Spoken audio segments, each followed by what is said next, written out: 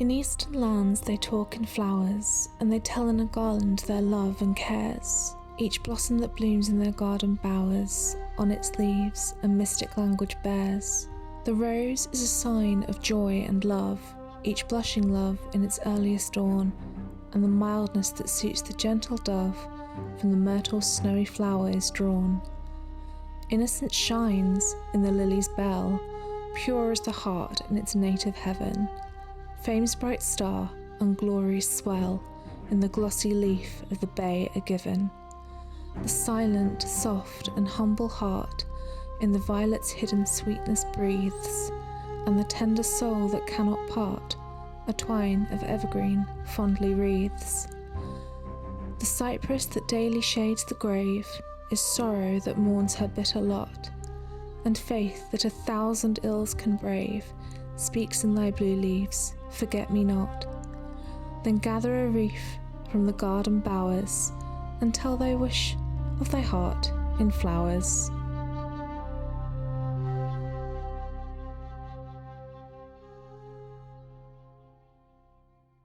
Hayley, are you ready? Yeah.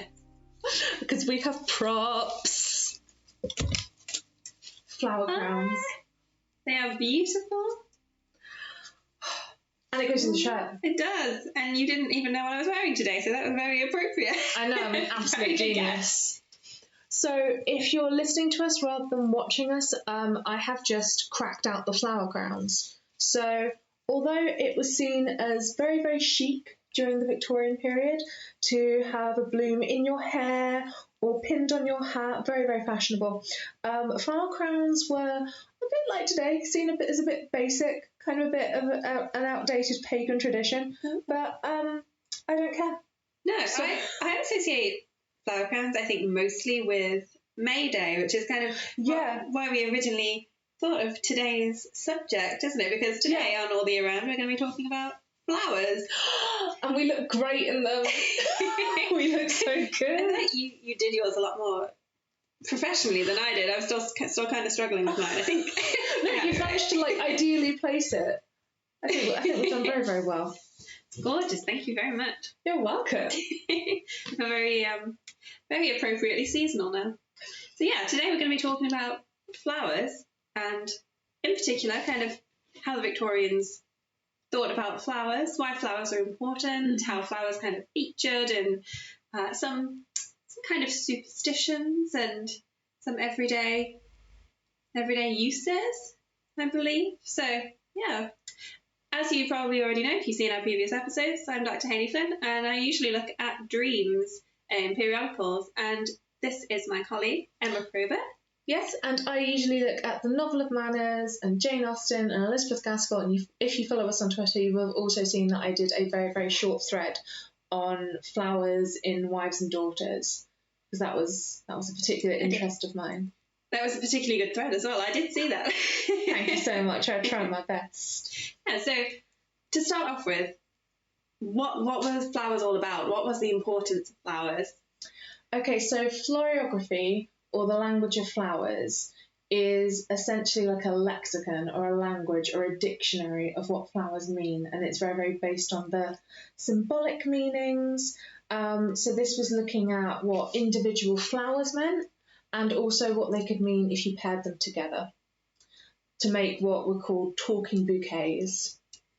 Okay. Where you could send complex messages. Ah, I see. So kind of like sending a card, but the message is encoded in the flowers. Yes. And I think many a Victorian woman who might have received a bouquet and was trying to decipher it would have much preferred if a card had come with it. Because as we'll get into, it could be quite tricky to decipher. That could create an awkward situation. It could. It's rife. If anyone's out there and wants to start like a new rom-com series or a new sort of periodical drama, I really think you could go to town with the meanings of flowers or the language of flowers. Yeah. Okay, so I'm already intrigued. So I think you've been looking at some books on the language of flowers. Yes. I was mostly looking into basically how did it become codified? How do you take flowers and assign them some meaning?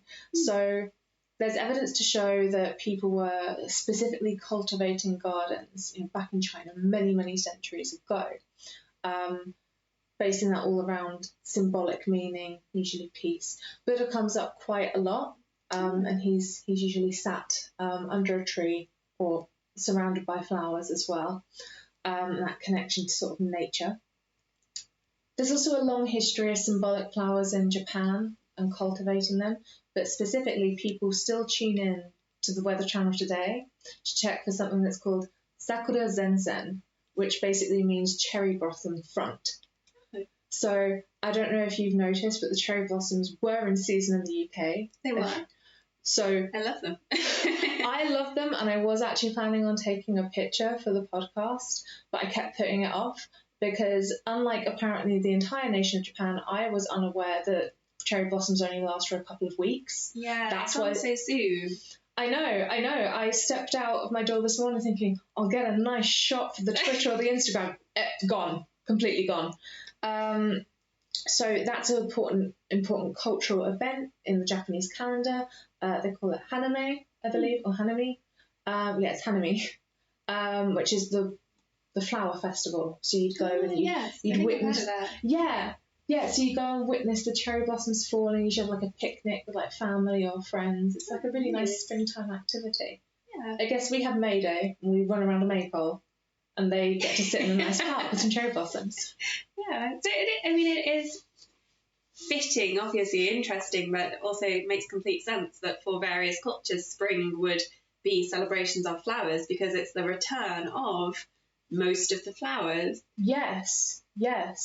And that's something that we'd actually had mostly in the UK and France since the 17th century. We had something called bedding out, which meant that, and it was a bit of a strange practice to begin with as well, because usually you use like the soil beds all the year round for various plants. There was kind of this new idea of essentially it mostly lying dormant for most of the year and then only planting like beautiful flowers that would exist in sort of spring, summer, kind of beginning of autumn time. Mm-hmm. So that's kind of a neat turnaround. Like ornamental flowers, I guess.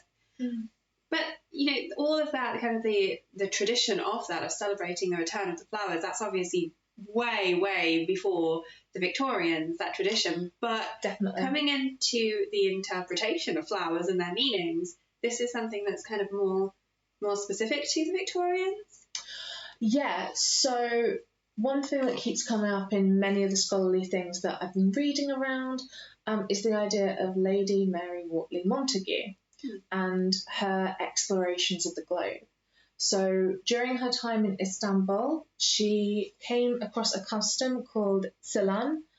I'm not sure if I'm saying that correctly, but it's the closest we're going to get. I will explain what that tradition is, and hopefully anyone who does know Turkish will know what I mean. And so that was this idea of kind of almost wordplay. So it wasn't specifically flowers, it was objects. It wasn't trying to figure out what the symbol was. It was basically based off of memorized rhyming patterns. Yeah. So you would send someone like a box of like random items essentially, but that person would have memorized rhymes for each item, and then you could kind of like figure out via that code what that person meant. Okay, like sending them a puzzle. Yes, it sounds like a very upper class. Yeah. Very pursuit.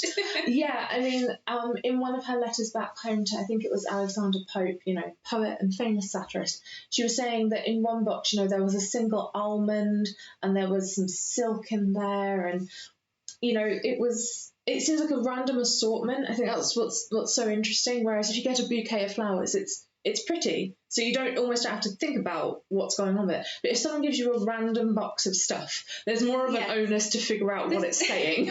There's kind of a double function, isn't there, in the bouquet of flowers, because it's a beautiful item to display, and it's a very kind of traditional gift to give. But yeah, I think if somebody gave me a box with a single almond in, I might not be immediately simply confused. Absolutely. So Montagu wrote of this particular custom: "There is no colour, no flower, no weed, no fruit, herb, pebble, or feather that has not a verse belonging to it. And you may quarrel, reproach, or send letters of passion, friendship, civility, or even news, without ever inking your fingers. Oh, I know. interesting. I mean, without ever inking your fingers does have that kind of tone of what a sort of like base thing to do, to write a letter and maybe get inky fingers, which of course isn't really the case, because people did write letters as a kind of very everyday thing for all. Yeah, and I suppose even dried flowers in letters as well, and sent them that way. Yeah.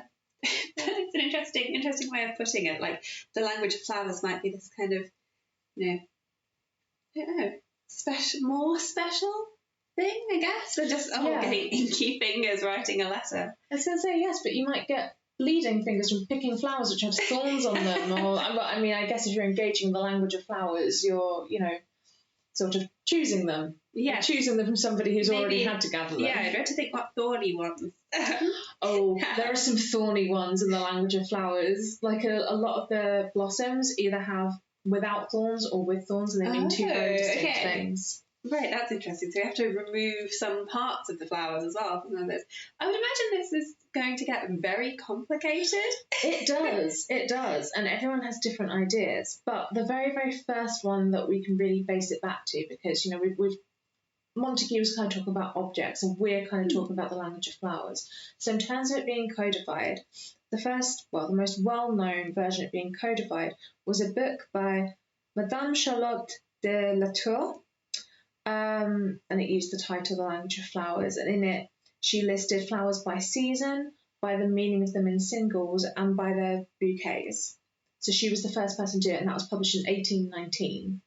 And after that, it really seemed to just develop. It really became in vogue. Yeah, so this actually really is like a Victorian thing then, kind of just starting a bit early in the 19th century and then like blossoming into something that's really important. I think there's an interesting crossover here, I think, between dream guides from the Victorians and the flower books. Yeah. We will get there because there's lots of different books. Oh. It would be far more convenient if you just had a single book for dreams and for flowers. And that was your dictionary. That was it. That was all the meanings.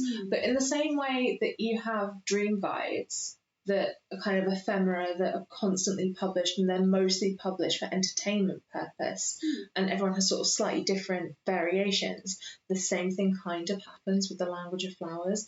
Everyone has a different take, and it develops as well. And I think one of the reasons why that happens, and this will be a really interesting comparison, because flowers are just based on symbolism, sentimental symbolism in particular. So, you have flowers like bluebells and violets, which have kind of tilting heads. So they're often described as being bashful, or it's usually sort of like early death. Whereas flowers that are, very open and voluptuous, like orange blossoms, which if you've ever seen them sort of grow on the branch, it's like bursts. Yeah. And they're usually like linked to fertility and things like that. So you kind of have these sentimental interpretations, not really the botanical interpretations, which is scientific, or the horticultural interpretations, which is practical.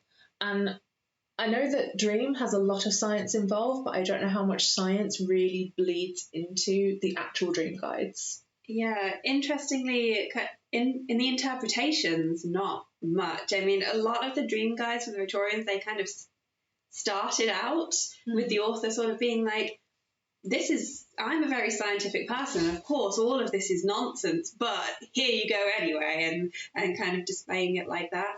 I mean, obviously, they knew exactly what they were doing there, but it's kind of keeping that balance between presenting something that's like, it's kind of scientific, it's kind of supernatural, it's also very tied into people's idea of religion, and that makes it a bit awkward sometimes depending on the editor or the publisher and things like that.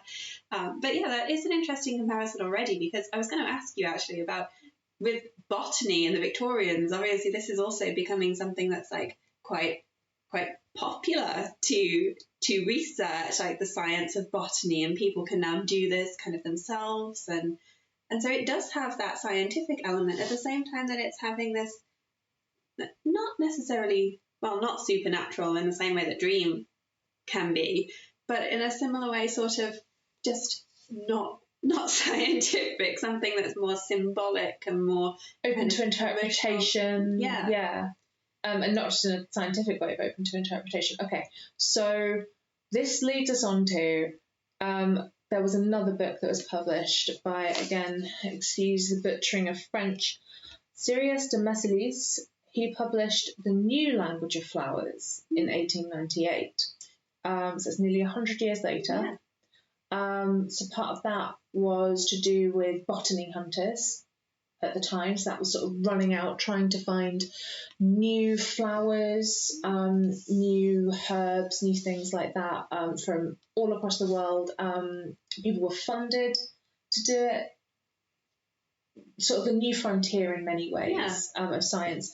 But what I found particularly distressing about his book was he has 21 different meanings depending on the colour of a rose. Oh, wow. You'd really have to get your microscope out to try and figure out what colour your rose was. Yes, so maybe we're at this point kind of slightly more merging into botany and the language of flowers in a way that's maybe not that helpful for either of those subjects. Yeah, and the other thing that you have to include in this as well is the person that you're taking it from. So not only do you have these different books within the same language, so, you know, most of these books are actually from France, and obviously that many of the things that were happening in France were sort of in vogue in England, at least for a short amount of time. But then you have the comparison between East and West, because many of the flowers that we see today, so like chrysanthemums and peonies, were actually cultivated for centuries in Asia before they even came over to the West, which leads to wildly different interpretations of flowers. So I put down a little table here. So, for example, cherry in Eastern cultures often symbolises joyful life, whereas in the West it symbolises good education.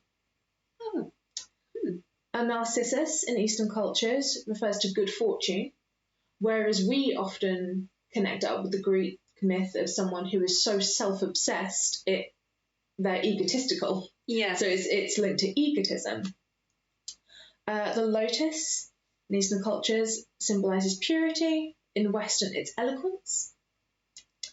You have the willow, which in Eastern cultures can mean good luck, whereas in the West it means melancholy. So a daylily in Chinese culture can often refer to fertility, whereas it was often referenced in Victorian language of flowers as being flirtatious or being a coquette. Oh, okay. So it's interesting, and I guess we can't know this necessarily unless we could see the correspondence of the people who were actually writing these books, where they made those decisions. This is something that I often wonder with the people who wrote the dream interpretation guides. I think a lot of the time they were kind of copying each other, but sometimes you'll see one and you think, where did that come from? And I wonder whether with some of them it's going to be maybe folkloric or sort of superstitions. I also think because you kind of have like this massive game of like international telephone, which is based on everyone's feelings about flowers. So in one of the books that I read, it also suggested that we could see it as a bit like trying to interpret emojis. So getting a bouquet is much like trying to interpret someone who sends you a bunch of emojis.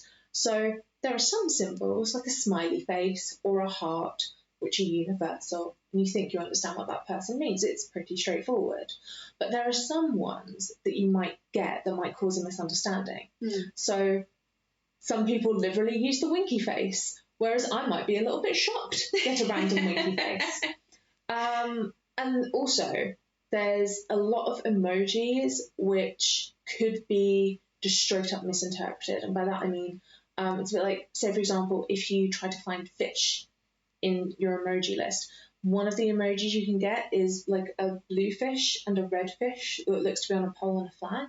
Yeah. That actually is the symbol for Boys' Day in Japan. But if you didn't know that, you might end up using that emoji because you think it's just like a stylistic picture of fish. Yeah. And I think the same thing happens in the language of flowers in that time period. Yeah, it's just so much opportunity for misinterpretation here. This is a very risky message to send unless you know that other person very well and maybe know what guide they're using to flowers, I guess. You would kind of have to have the same, in order for this to work in a practical setting, you would kind of have to use the same code book, more or less. I mean, my brain just immediately went to, what if you're on some diplomatic mission, you had to give someone a bouquet of flowers, you know, between sort of these international players. You'd really have to... Fraud. It would, and you'd really have to be talking to, like, the ambassador of that country, being like, what does this mean? Yeah.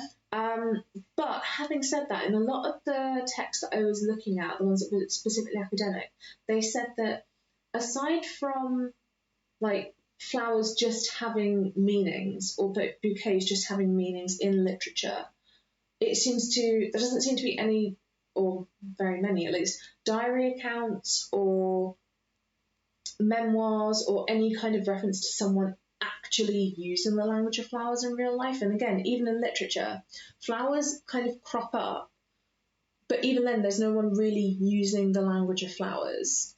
Yeah, I mean, this is the interesting point, isn't it? And one of the things that I think, again, just comparing it to dream guides, you don't very often see people or hear of people interpreting their dreams as you would with a dream guide. But at the same time, and I wonder whether this might be slightly the case with the language of flowers, people didn't necessarily see them as a very, they weren't very intellectual and they weren't very kind of generally accepted, which is why a lot of them start with those introductions that are like, you know, this is very scientific, of course, and it's nonsense, but here it is as this kind of display of like an antiquated form of understanding dreams. I wonder whether the language of flowers also had that kind of, you know, maybe this is a bit frivolous and, you know, you wouldn't tell everybody that you were buying that or that you were doing that. So historians seem to think that they were specifically pitched to young girls to sort of while away an afternoon. And a lot of them don't really have introductions per se, but if you see a lot of the artwork, it's very, very floral and gentle and sort of classical feminine almost. So one of the books that I pulled from most heavily was one that was, again, very helpfully, once again, just called The Language of Flowers. But its frontispiece was a young girl surrounded by daisies, and she's clearly doing that traditional thing that we do in England of picking off the petals, saying, he loves me not. So I think it did have like a very specific market. But again, no one's really using them in that capacity. But what they do seem to be doing is using them the way that we do. So using them for larger romantic gestures like a proposal or Valentine's Day or a wedding. And on the flip side, using them for going aways or leavings and funerals. So there does seem to be quite a strong historical sense there. Yeah, okay. So you would maybe make up a bouquet for a special occasion with flowers that had lots of kind of emotional meaning to make it more meaningful.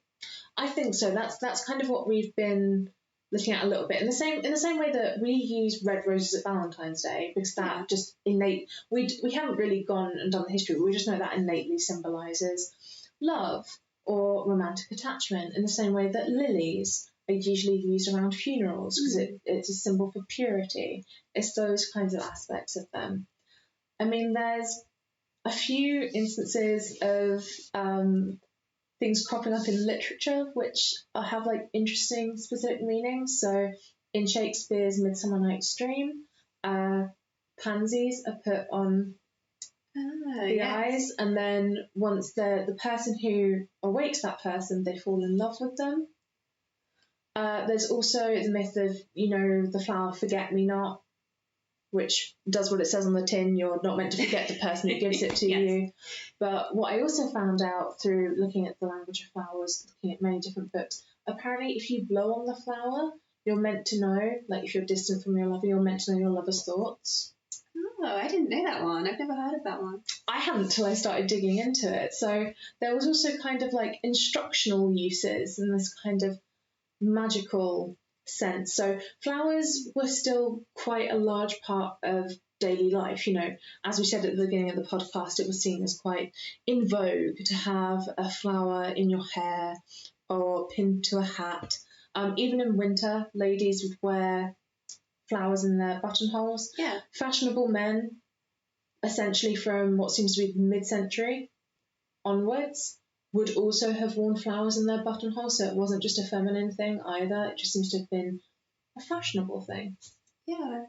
And I think, actually, you made me think of two different points there, because one, it's even though, as I was saying earlier, the flower language of flower books don't necessarily have that kind of supernatural element that the dream guides do, but of course flowers themselves do. They have lots of kind of supernatural connections through folklore, through their association with fairies, like bluebells being like the fairies can hear the bells of bluebells and it calls them to the woods, and like foxgloves and the kind of all of those connections. So they do have that, although maybe not so much in the language of flower books. I think that, okay, so there's a couple of interesting ones. So I also made a very, very quick note of ones that I found particularly interesting. So you also have like flowers that are connected to herbs, which could have uses. So for example, in this 1850 book, we had valerian, and its meaning was an accommodating disposition. Now, valerian is often used as a sleep aid, which is very accommodating. Yeah, so if you're nice and relaxed and sleepy, then... Exactly. We have other ones. I enjoyed this image. We had mistletoe, which means I surmount difficulties. And as we've seen before in that Christmas lecture that we did... can create some awkward situations. It can create, around Christmas time it definitely can. And sometimes you do have to surmount a difficulty. So I quite like aspects of that. And also, coming back to what you were just saying about how people would wear them in kind of like buttonholes on their dresses, I guess another element of this language of flowers is the seasonality of flowers, because of course you can't get all flowers all the year through. And I feel like there's a literary reference just like on the tip of my tongue here, because I know this happens in a Victorian text, but I say this with some confidence, not being able to quite remember where I saw it, but being able to wear a flower that is not in season would be a sign that you had that from like a hothouse, and therefore you must be quite wealthy. In order to do that. Bit like having a pineapple in the 18th century. I think I've told you this before, but they used to rent out pineapples. Yes, in we have had this conversation, and it's still amazing to me. Rent a pineapple. Also, just connecting up our pineapple flower with our pineapple itself. Pineapple flower, you are perfect. Oh, that's a very nice one. I like that one too. Yeah. Maybe you could rent a pineapple flower as a pineapple. Yeah, I mean, having said that, I do think it is just the pineapple sort of sprouting its leaves. I was just thinking, what exactly does I think it is. I think it is just that. But also, I see why it would be you are perfect. I think it takes like 2 years from scratch to grow a pineapple properly. Oh wow! Particularly if you're like having to use a hothouse in like the 18th or 19th century. Yeah, it's a very, very special condition. Object, and therefore, interesting. I think so. But I mean, it's seen as many scholars have pointed out, and I completely relate as a scholar of the 19th century novel of manners, it's often not really seen as very serious because, it's not botany, it's not horticulture, it's just girls having feelings about flowers and is therefore not serious. But flowers were just such a constant part of daily life. So people had them, as we were saying, men wore them, women wore them. Women had them pinned everywhere as well, like hat, hair, shoulder, bodice. You could also have them around the waist as well with your coat. They were also like kind of pinned in where like the overlays of some of your skirts would go. So, they were everywhere. And Queen Victoria was big into her language of flowers books. orange blossoms were already quite popular in France, but she uses them as part of her wedding, so she threads them into her hair because they essentially symbolise loyalty, chastity, marriage, and as I was saying before, with the branch bursting outward, fertility as well. Yeah, and I would imagine after that it probably became a lot more popular to use them for weddings. It was incredibly common. Many people did use them. I believe there were at least one royal marriage used them afterwards in the years that followed. And it wasn't just Queen Victoria. Prince Albert's grandmother gave her some myrtle to put in her bouquet. So again, going back to some of the almost magical properties of plants. So periwinkle was meant to engender love, and you would pair that with myrtle because myrtle would keep love alive. So myrtle was put in there, and Queen Victoria was obviously moved by it because she took a cutting of the myrtle, grew it, and it became a bush. And ever since then, that bush has been, allowed to go through its cycles, but it's been put into every single royal bouquet since Queen Victoria. Yeah, that's pretty impressive. Long history. Yeah, and as I was saying, I don't think it's something to be dismissed. I mean, Mary Ann Evans, who we now know today as George Eliot, she and a few of her friends consulted one of these Language of Flowers books. Yes, so that they could come up with code names, so they could sign themselves off as flowers. In their little letters. Yes, and so do you know what they were? I know what Mary Ann's was. Her one was clematis, which means mental beauty. Very George Eliot. Yes, that's brilliant. That's a very good use. I think so. Of the flower books, yeah, and I think they are so important. The same way with dream guides, maybe people saw them generally as this kind of frivolous, unimportant thing. Maybe it's a bit silly, but that doesn't mean that it's not important for its time, especially when we can see that they were so popular, and that despite that kind of, maybe people might look down on me for reading this, they were still being published a lot, which suggests that people were buying them and people were using them. And how much might that creep into various things and affect how people think about that subject? Exactly. And girls and women, I mean, I've used two famous examples, Queen Victoria and George Eliot, two of the titans of the Victorian period, but they were getting something from the Language of Flowers. Why not en masse? Yeah, absolutely. Although, as we were saying earlier, definitely also potential for big misunderstandings. Terror. Particularly someone like Queen Victoria who knew the Language of Flowers so well, or at least her own idea of what the Language of Flowers was. I would immediately need to know which one it was, because the idea of accidentally giving her the wrong thing would be too upsetting. Accidentally insult the Queen. No. So, as you were reading these, obviously, as we've said, there are a lot of different languages of flowers, and therefore lots of different interpretations of the same flowers. Did you have any favourite ones? Are there any particularly interesting interpretations? I had a few pages. I had to cut myself down because I was like, this is too much. I need to show some self-control.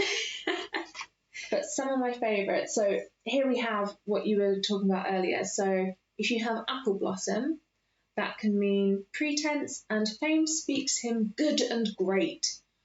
But complex one. With thorns, deceitful charms. Oh dear. Okay. Don't forget to remove your thorns. Yes, very, very important. Here was a specifically confusing one. So almond common, indiscretion. Almond flowering, hope. But an almond laurel, perfidy. Oh. Okay, dramatic changes for almond. It's incredibly stressful. A few of my other favourites were, if you give someone a branch of currants, it means you please all. And I would be thrilled if someone gave me a branch of currants. I'd love that. But later on in the book, and I do mean pages and pages later, it said that a single currant, let's have a little look. A single current meant, thy frown will kill me. Oh. So, Sure. like, if you had only read the first part of the book and perhaps just thought that currents generally meant good things, you would be potentially insulting someone very, very badly there. Yes, very much so. I mean, there's certain things in here that anything that in the mint family seems good. So mint means virtue, peppermint means warmth of feeling. Strawberry tree is quite sad. It says esteem, not love. Oh. We have the Japanese rose, which means beauty is your only attraction. Oh, wow, that's quite the backhanded compliment, really, isn't it? Queen's rocket, you are the queen of coquettes. Oh. Rhubarb is advice. That's interesting. Potato is benevolence. Which is quite nice, and yet at the same time, I'm not sure you'd be particularly impressed if somebody gave you a potato as a gift. They'd have to give me a bushel. What else have we got here? Also difficult to incorporate into a bouquet, really. It is. It really is. So we've got pear also means affection. So that's something that I think you could run with. And again, how you have like fruit salads and sometimes you add like currants sometimes to a salad. You could maybe add a pear to a bouquet. An individual currant. Exactly. You've got to be more than one. Wild licorice is I declare against you. Oh, okay. Very dramatic. What did licorice ever do? I know. I mean, maybe this person just didn't like the taste. Maybe they just took it one step further. Yes, cress means stability and power. Okay. Again, all very, very strong but confusing meanings. And again, difficult to work out why on earth that would be. What association did this person have between cress and they loved it. They loved it. Oh, I do enjoy this one. This feels very modern day for anybody who's into tea. Chamomile means energy in adversity.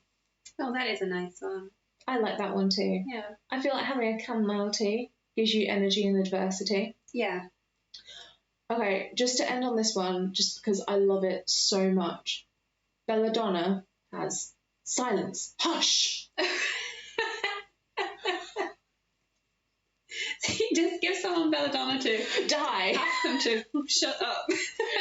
Oh, God, yeah. Or die. Or die. Maybe both. Yeah, I do wonder whether some of the more poisonous ones, that's kind of maybe where they get their meanings. Okay, so interestingly enough, I read some texts that were from the Victorian period, and then I read some modern texts that discussed Victorian books, and then I read some modern languages of flowers, which mostly came off of either like early modern or Victorian interpretations, and also some modern ones. But I did have an exclaimer at the beginning that said, basically, just because it was telling you what all the flowers and herbs and things were, didn't mean that you should go out and touch them or consume them or put them on your skin, because some of them are just highly poisonous. Oh, wow. Okay, that's also a bit of a risk factor. I feel like maybe in the Victorian period, maybe someone should have put a little disclaimer Perhaps to begin with. Yeah. Yeah. But we live and we learn. Yes. Were there many modern language of flower books? It's big. It's coming back. Really? Yeah. As far as I could see. I mean, there were a number of books. Don't worry, all the books that I referred to will be put in the description, so you'll be able to have a little bit of a poke around. Like every few years there seems to have been like a complete language of flowers being redone. They kind of take them in very like slightly different directions. There's one that literally is just a dictionary. There's one that's a myth. There's one that's a definitive history. They're all overlapping and coming from different directions. So again, another interesting combination with another interesting link between the flower guides and the dream guides, because of course we still get dream guides as well, and there are some similarities with those, and yet they've kind of developed as understandings have developed, and they don't need to put a health warning on the dream ones, but I guess that's particular to flowers. I feel like you'd have to put more of a like social warnings on the dream ones, like don't get a divorce just because you had this dream. Like, I know I said that it's bad in this dream, but we're not countenancing legal action. Yes, yeah. But we'll be coming back to dreams in future episodes. We will. In our next episode, we're going to be starting to think about summer, and in particular summer holidays. So that will be a surprise for then. But yeah, thank you for my flower. Oh, you're welcome. I'm so glad you enjoyed it. You look great in it, by the way. Thank you. That was a lot of fun for May, and hopefully everybody finds it also fun for the season. Yes. Season of flowers, essentially. May. Cherry blossoms might be gone, but we've still got lots and lots of flowers to look forward to. Bluebells are still out, it means the violets will be out soon. Daffodils might have been gone, but we should have hollyhock and roses out soon. And I know that because a Language of Flowers book told me. Brilliant. Lots of things learned today. So yeah, thank you so much for joining us. Yeah, thank you, and we'll see you next time for summer holidays. Bye for now. Bye.